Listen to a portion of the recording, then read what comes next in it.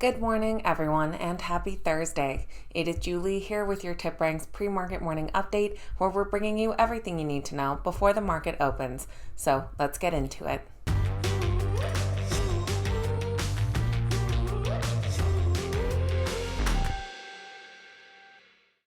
Alright guys, welcome back. Thank you all so much for being here, and happy Friday Eve. I don't know about you guys, but I am definitely ready for it to be the weekend.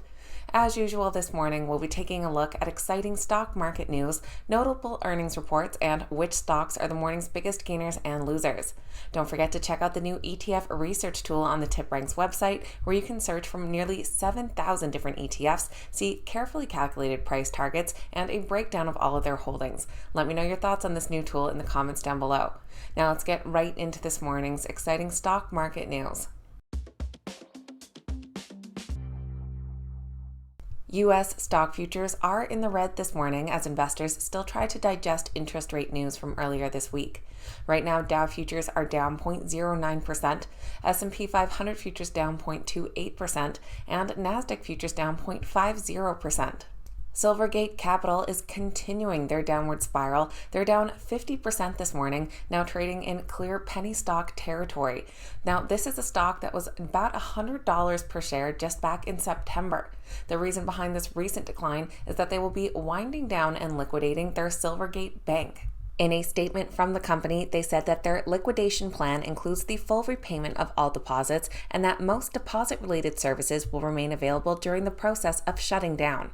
The company is also considering how to best resolve claims and preserve the residual value of its assets, including proprietary tech and tax assets.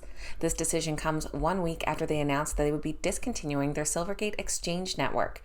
Analysts do currently rate the stock a sell, but with recent price declines, we actually have an upside price target. Apple will be putting a larger focus on India as they reportedly restructured their international sales operations. Bloomberg reported that the tech giant is promoting its head of India, Ashish Chowdhury, to lead the India, Middle East, Mediterranean, East Europe, and Africa regions for the company. This shuffle will mark the first time that India becomes its own sales region at Apple. In a recent earnings call, Tim Cook had noted that India is a hugely exciting market for us and is a major focus. Analysts currently rate the Apple stock a strong buy with an average upside of 12.5%. American Express announced that they have approved a new share buyback program plus an increase to their dividend. Their board has approved the repurchase of up to 120 million common shares, replacing the previous 36 million shares remaining from their authorization in 2019. They also increased their dividend by 15% to 60 cents per common share. Their stock is currently rated a hold with a slight upside of 2%. And the state of California will be canceling their $54 million contract with Walgreens over the company's decision to not sell mifepristone, or the abortion pill, in certain states. California's contract with Walgreens, which provides specialty prescription drugs, expires on April 30th. But in a tweet on Wednesday, Governor Gavin Newsom said that we're serious about not investing in companies that cave to the extremist agenda of the GOP. In a statement from Walgreens, they said that we are deeply disappointed by the decision of the state of California not to renew our long-standing contract due to false and misleading information, so we will see how the details play out.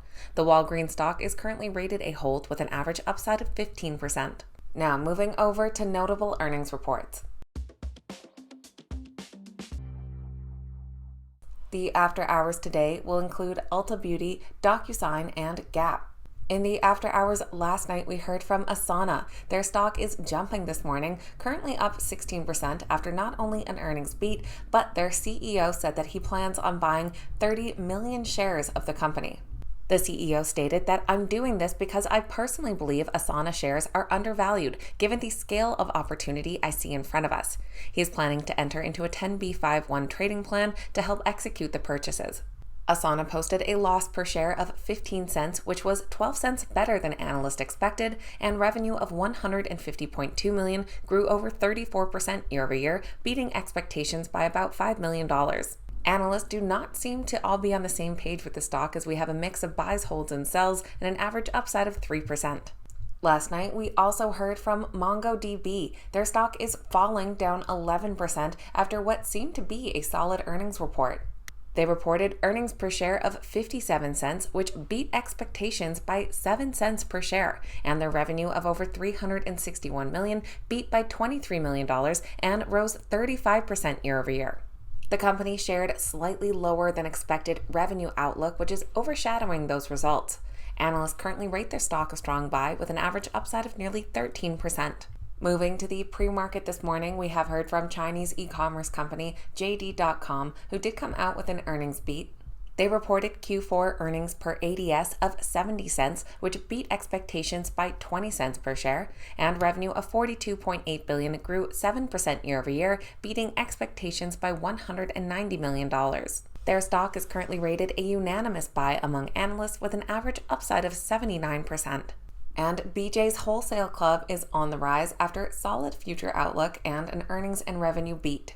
Their Q4 earnings per share of $1 came in 11 cents ahead of expectations, and revenue of $4.93 billion grew 13% year over year and beat expectations by $140 million. Their stock is currently rated a moderate buy with an average upside of 5.5%. Now let's take a look at which stocks are the morning's biggest gainers and losers. Our biggest gainers this morning are led by Asana after the news of their CEO's big purchase plans. Trading under the ticker ASAN, their stock is currently up over 16%, and I do apologize, but the rest of my gainers list is glitching out a little bit.